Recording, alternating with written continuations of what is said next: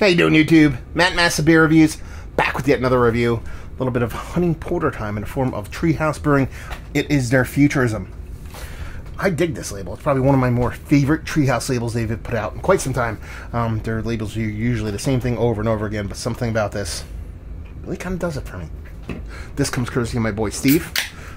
He dropped this off on his passing bys. He was driving to, actually coming back from a weekend retreat, and kind of came over. We drank a couple beers. He dropped the sucker on me, so thank you very much, brother. What do we have here? I mean, you're talking about porter. That is what a porter should look like. You know what? Let me take a step back. It kind of looks like what a milk stout would look like. I mean, it has an infinite creamy kind of just north of malted malt ball, just south of where I like my coffee to look, colored head.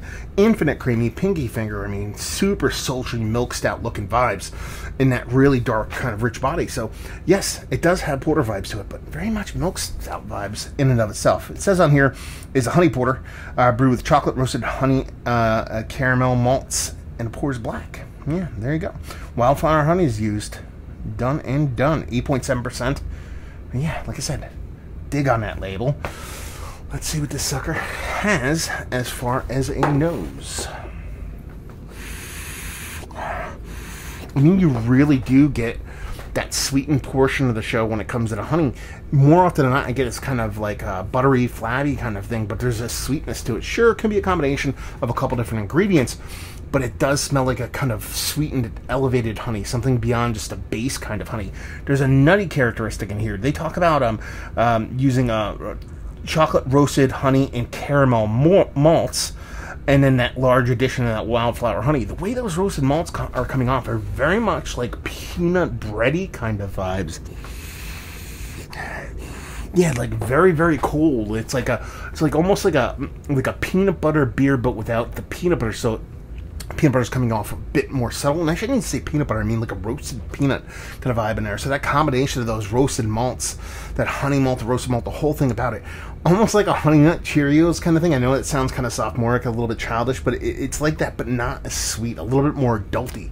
That's why I went like a kind of a honey roasted peanut kind of bread kind of thing, and then you add that dollop of that honey on the other end of things that isn't overly sweet, but at the same time, it's a little bit sweet than what you'd attribute to kind of natural honey. It gives you that kind of, sweetened. It's not granola sweet. It's not breakfast cereal sweet, but it's not kind of all original kind of sweet. It's just a nice combination of the way all these kind of come off from the roasted malt to this kind of the way it comes off, not only that chocolate malt to the whole thing, and then just that little dollop or decent dollop of honey on the end. I'm kind of excited to see how this one drinks. Cheers. Okay, it drinks kind of not exactly like I thought it would. Still cool. It comes off drier. It comes off, which makes sense because honey contains the same component as a lot. It contains the same enzyme as Brett beer, so a lot of honey beers tend to finish a bit drier than you expect. So it comes off a bit drier than you expect. It does elevate to that kind of stout kind of mouthfeel. So, to me, they're calling this a honey porter. It's more of a honey stout. Maybe they just called it a honey porter for the sake of honey porter makes more sense than honey stout. I don't know.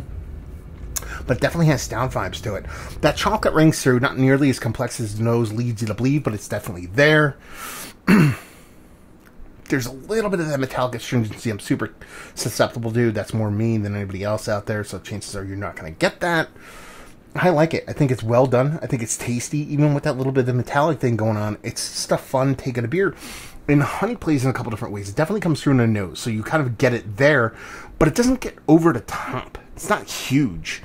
And I think it adds a bit of mouthfeel to it. I think it adds a little bit of dryness to it and just makes a kind of more kind of complex mouthfeel, subtly layered kind of low ABV-ish stout / porter than you typically get. There's a lot of subtleties going on here in a very, very fun kind of way.